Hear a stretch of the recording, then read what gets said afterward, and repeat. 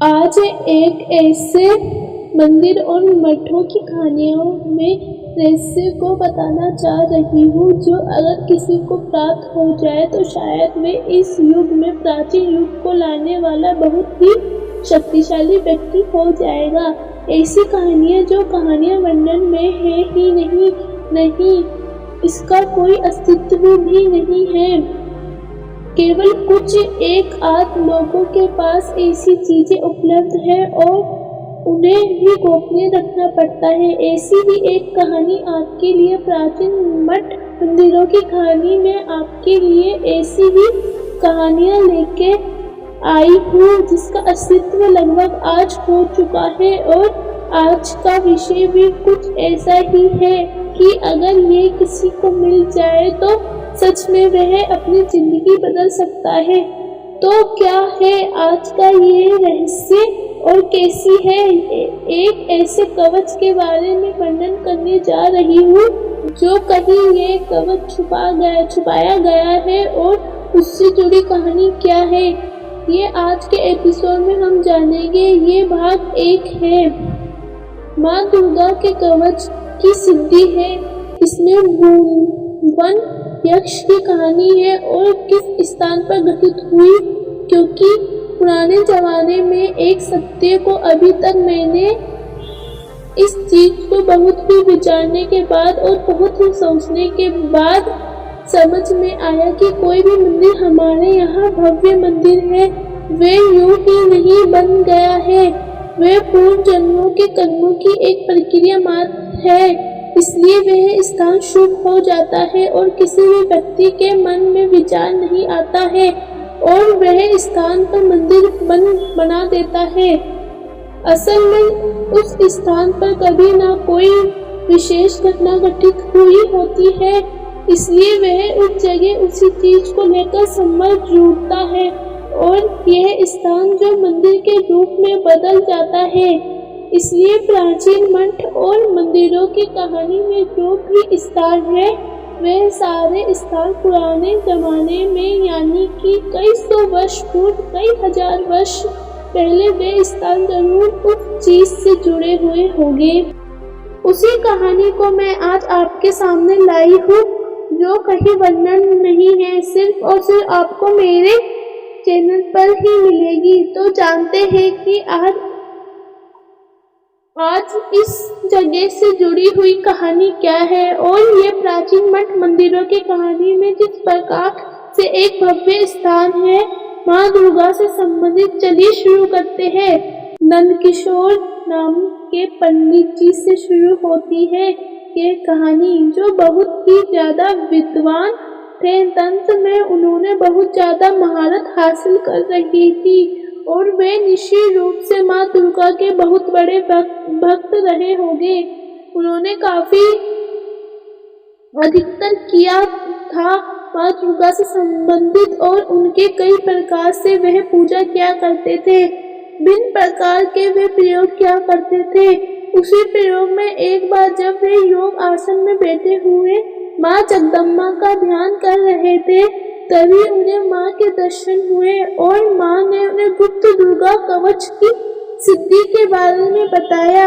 ये वही दुर्गा कवच है जो दुर्गा सप्तशती में आपको मिल जाएगा। लेकिन कमाल की बात यह है कि इसकी जिस तरह से उन्होंने सिद्धि की ऐसा संसार में शायद कोई और ना कर पाए। उन्होंने माँ से प्राप्त उस दुर्गा कवच को कंठस्थ कर लिया और एक गोपनीय प्रयोग में लग गए। अब चलते हैं उस कहानी से जुड़ने वाली भयंकर और विष्णु घटना के बारे में। ब्रह्मांड के उस लोक में जहाँ पर यक्षों का निवास है, यक्ष लोक में एक महान यज्ञ चल रहा था। वहाँ पर बहुत सारे यक्ष साधना और उपासना कर रहे थे।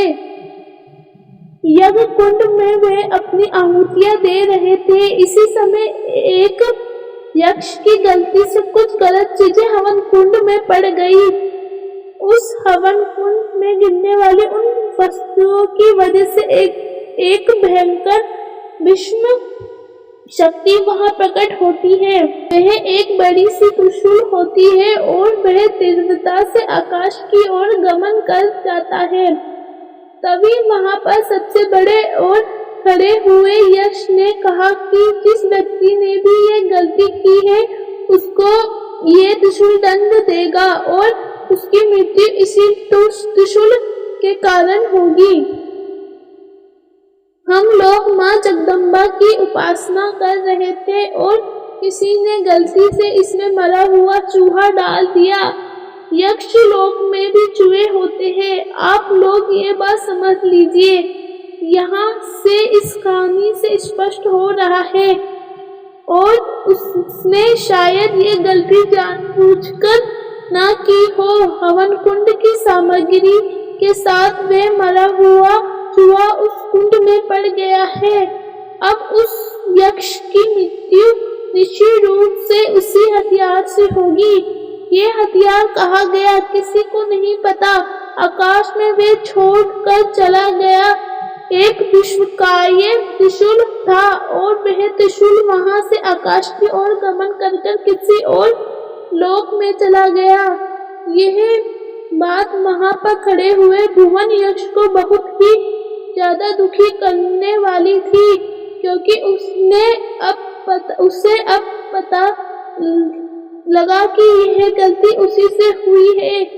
लेकिन जिद्दी किस्म के भूषण यक्ष ने सोचा कि अगर मैं किसी प्रकार से इस शस्त्र को पकड़ लूं तो इसे समाप्त कर दूं तो निश्चित रूप से मेरी मृत्यु टल जाएगी, क्योंकि अगर ये सत्य है कि इसी त्रिशूल से मेरी मृत्यु हो सकती है तो निश्चित रूप से मैं अमर हो सकता हूँ। अगर इस त्रिशूल को नष्ट भी कर दूं, यही बात सोच करके उसने अपने मित्रों के साथ एक योजना बनाई। सारे के सारे नौजवान यक्ष जिसमें उसके साथ की संख्या में यक्ष थे, यानी कि वह और उन्हें मिलाकर 8 लोग कुल।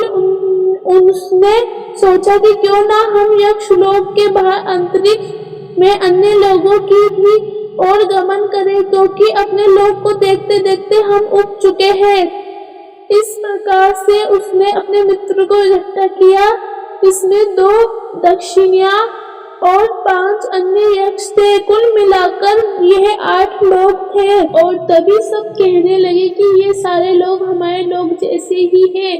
कोई ऐसा लोग नहीं है जिस लोक में मृत्यु और जो भी व्यक्ति करता हो उसका निर्माण कार्य टिकता ही ना हो। आपस में सभी ये बातें कर रहे थे, तभी साथ में खड़ी हुई यक्षिणा कहने लगी, मैंने सुना है सिर्फ पृथ्वी नाम का लोक है जिसमें हम लोग मृत्यु लोक से जानते हैं। बताया जाता है कि वह मरण लोग खिलाया जाता है, यानी वहाँ जो भी पैदा होता है वे सब मर जाते हैं और अगर वहाँ पर कोई भी निर्माण किया जाए वे कुछ ही वर्षों तक टिकता है। और हमारे यहाँ तो अनंत जीवन है। इस तरह वहाँ जीवन नहीं होता। वहाँ हर चीज की मृत्यु निश्चित है, चाहे वे कोई कुछ भी करे, हर एक चीज वहाँ पर समाप्त हो जाती है। सबको कौतूहल हुआ। सभी यक्ष आपस में कहने लगे, ऐसी जगह भी है क्या जहाँ पर सभी मर जाते हैं और स्वतः ही उनकी मृत्यु हो जाती है? तो सबने कहा हाँ। तो भुवन यक्ष ने कहा, चलो ठीक है, तो फिर उस लोक की ओर गमन किया जाए। भुवन यक्ष जानता था कि मारने का कार्य मारने वाली जगह पर ही गया होगा, यानी उसका अंदाजा था कि निश्चित रूप से त्रिशूल पृथ्वी की ओर ही गया होगा और वहीं कहीं गिरा हुआ होगा। इसलिए ये जरूरी हो जाता है कि मैं उस लोक की ओर गमन करूं और पता लगा सकूं कि आखिर वह त्रिशूल कहाँ गया। अगर वह त्रिशूल मुझे मिल जाएगा तो मैं उसे तोड़ दूंगा और नष्ट कर दूंगा, जिसकी वजह से मेरी फिर मृत्यु नहीं होगी। उसका सोचना बिल्कुल सही था। वास्तव में वह त्रिशूल गलती के कारण पृथ्वी लोक में ही आ गया था। अब भुवन यश ने अपने उस विशालकाय रथ को आज्ञा दी कि हे रथ, अब आप पृथ्वी लोक की ओर गमन कीजिए, जो कि एक मृत्यु लोक है। उस मृत्यु लोक में हमें जाना है। तीव्रता से वह रथ ब्रह्मांड से भिन्न नश्वर तारों से होता हुआ तीव्रता से मन के वेग से पृथ्वी के बाहरी वातावरण में पहुंच जाता है। ऊपर से उस पृथ्वी को देखते हैं और कहते हैं, इस छोटे से गिरे में आगे कितने व्यक्ति समाये हुए होंगे। रथ तीव्रता से दौड़ता हुआ सबसे मनमोहक दृश्यों को दिखाता हुआ हिमालय के ऊपर से गुजरता है। तभी वे वहां देखते हैं कि वहां बहुत सारे ऋषि मुनि तपस्या कर रहे हैं। उनको देखकर के यश कहते हैं कि वास्तव में पृथ्वी लोक में भी भक्ति का वातावरण है। यहाँ पर भी लोग तप और भक्ति किया करते हैं। ये अच्छी बात है, क्योंकि अगर इन्हें नहीं पता होगा कि इस कार्य का कितना अधिक महत्व है, तो शायद ये अपनी पृथ्वी को कभी छोड़ ही नहीं पाएंगे और उच्च लोगों की ओर गमन ही नहीं कर पाएंगे।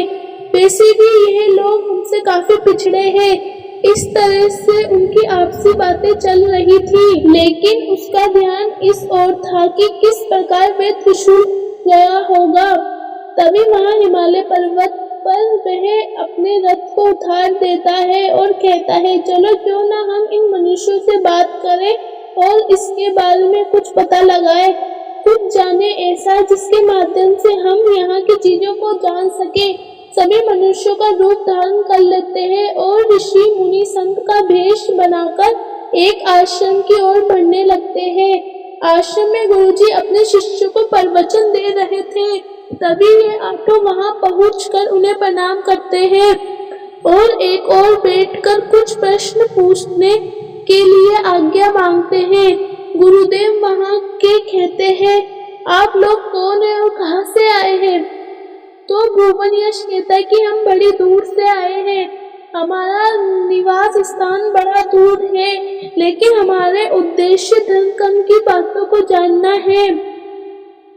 मैं आपसे एक प्रश्न पूछता हूँ कि यहाँ कोई व्यक्ति किसी सिद्धि शक्ति के बारे में भी बता सकता है? गुरु कहता है कि हाँ अवश्य, मेरे पास बहुत सारी सिद्धियां हैं। अगर कोई ऐसी वस्तु आपकी खो गई है, आप उसके बारे में जानना चाहते हैं, तो मुझे उसका विवरण दीजिए। भुवन यश बड़ी ही चालाकी से कहता है, एक त्रिशूल जो आकाश से गिरा आकर के पृथ्वी पर कहीं गिरा है। आप बताइए कि वे त्रिशूल कहाँ स्थित है। गुरुजी ध्यान लगाते हैं और वे देखने की कोशिश करते हैं कि किस प्रकार कहाँ पर वे त्रिशूल स्थित है। तभी उन्हें पता लगता है कि वह काशी में किसी स्थान पर गिरा है। वे कहते हैं, आपके प्रश्न का उत्तर ये है कि वह काशी में किसी स्थान पर गिरा है। जाइए उसे ढूंढ लीजिए।